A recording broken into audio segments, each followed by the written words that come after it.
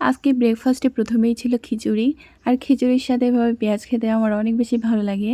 সাথে লেবু হলে ভালো হতো, কিন্তু গাছে থেকে ছিঁড়তে একদমই ইচ্ছা করছিল না। আর আমার বাসার খিচুড়ি যেভাবে রান্না করা হয় এত বেশি মজা হয়, অনেক বেশি ভালো লাগে। বাই দ্য ওয়ে, এরপরে লাঞ্চের খাবার শেয়ার করছি। আজকে লাঞ্চে প্রথমেই ছিল শাক ভাজা।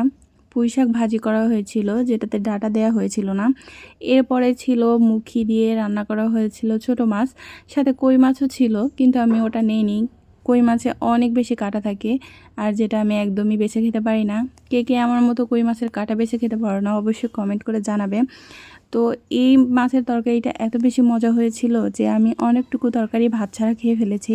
আর তাছাড়াও আমার ভাতের চেয়ে তরকারির পরিমাণ সব সময়ই বেশি থাকে। আমি অনেক বেশি পছন্দ করি ভাতের চেয়ে তরকারি বেশি খাইতে।